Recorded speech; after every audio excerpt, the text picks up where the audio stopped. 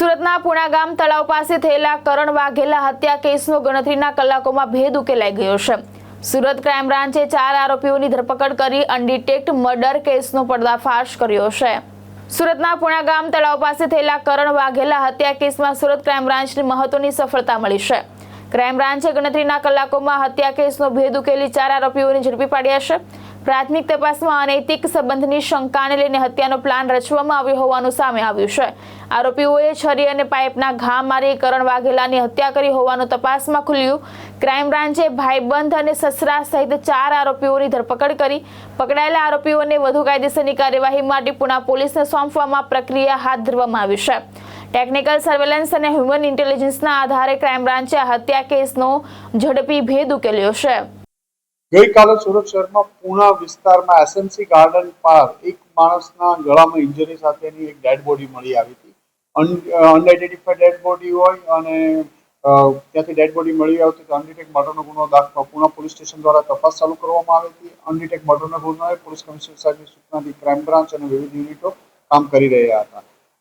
સૌપ્રથમ dead body identify કરવામાં આવી તો ખબર પડી કે એક કરણ વાઘેલા કરીને છે, જેનું ભાવનગર જિલ્લાના સિહોર તાલુકાના બુઢાણા ગામનો રહેવાસી છે અને એક દિવસ પહેલા ત્યાંથી અહીંયા આવેલો હતો અને એના મર્ડરમાં સીસીટીવી અને ટેકનિકલ સર્વેલન્સ અને હ્યુમન ઇન્ટેલિજન્સ આધારે ખાતરી કરતા ક્રાઇમ બ્રાન્ચના પોલીસ ઇન્સ્પેક્ટર જયંત ગોસ્વામી અને એમની ટીમના પીએસઆઈ દેસાણી અને ભાટીને ઇન્ફોર્મેશન મળી હતી કે આમને જે મરણ જનાર છે એને એના કુટુંબિક ભાઈ જે સુરતમાં રહે છે અજીતની પત્ની સાથે અનૈતિક સંબંધ હોય અને જેના કારણે અજીત પોતાની વાઈફને લઈ 10-15 દિવસ પહેલા જ ત્યાંથી એના ગામથી અહીંયા રહેવા માટે આવી ગયેલો હતો।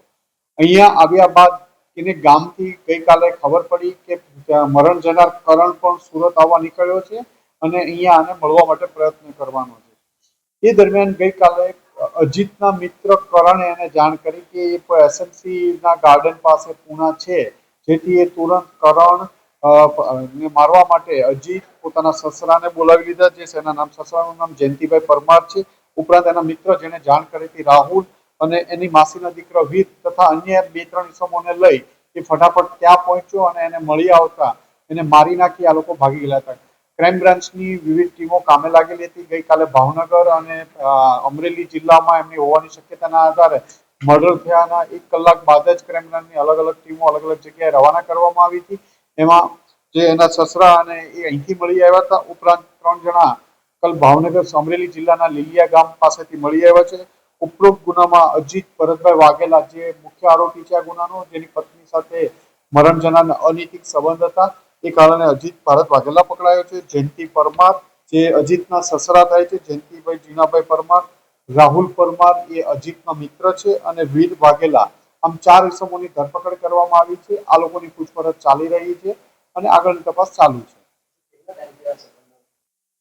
એ ઘણા લાંબા સમયથી એમની સાથે સંબંધ હતા, જેના કારણે અજીત પોતાના ગામ છોડી અને સુરત રહેવા માટે છેલ્લા 15-20 દિવસથી આવ્યો હતો અને આ જ કારણોસર મરણ જનાર પણ ગામથી અહીંયા આવતા એને ખબર પડતા એની મર્ડર કરવામાં આવ્યું છે।